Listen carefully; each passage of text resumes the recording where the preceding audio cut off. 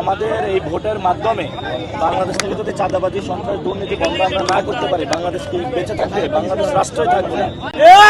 আমি এখানে নির্যাতিত, নিপীড়িত যারা বিএনপির বাইরা, যারা আপনারা সন্ত্রাস সাপোর্ট করেন না, আপনারা দল থেকে এদের বহিষ্কার করেন, বিতাড়ন করেন, তাহলে সুস্থ রাজনীতি আমরা বাংলাদেশে করতে পারবো। তারা একটা অভিযোগ করেছে, আমি যদি একটু জানতে বলি আপনাকে, তারা অভিযোগ করেছে আপনি নাকি বড়দেরকে সম্মান দিয়ে কথা বলেন না, সেজন্যই নাকি সেটি কতটা আমি সম্মান দিয়ে কথা বলতেছি। চাঁদাবাজি, সন্ত্রাস এটা কারো ব্যক্তিগত বিষয় না, এটা সমাজের মহামারী।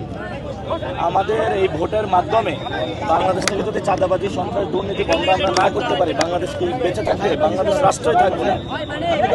এটা যারা জড়িত আছে তারা এখন প্রতিবাদটা শুরু করেছে, অর্থাৎ তাদের চাঁদাবাজির রাজত্ব শেষ হয়। যদি চাঁদাবাজি ছেড়ে দিলেই তো হয়, সন্ত্রাসী কাজ ছেড়ে দিলেই তো হয়, দখলবাজি ছেড়ে দিলেই তো হয়, সন্ত্রাসী কার্যক্রম বন্ধ করুন। আমরা বাংলাদেশের সন্ত্রাস বন্ধ করতে চাই, এটা আমাদের ক্লিয়ার মেসেজ। যারা সন্ত্রাসী আছেন, সুন্দরবনে যারা যেভাবে সন্ত্রাসীরা অস্ত্র জমা দিয়েছে, আপনারা আপনাদের সন্ত্রাসী কার্যক্রম আজকে থেকে তওবা শুরু করেন। আপনাদের সাথে আমাদের কোনো ব্যক্তিগত লড়াই নাই।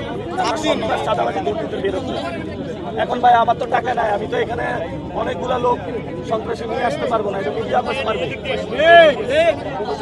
আপনারা আজকে দেখেছেন, বাস্তবে দেখেছেন, আপনারাও আজকে সাংবাদিকদেরকে আঘাত করেছে, সাংবাদিকদেরকে ডিম মারে নাই, সাংবাদিকদেরকে আঘাত করেছে।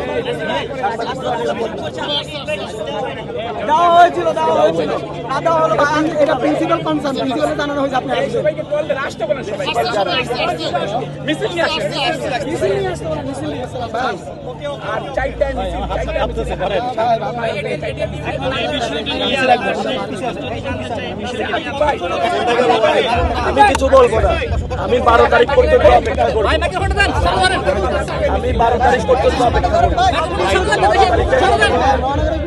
রায়ের অপেক্ষায় আছি আমি।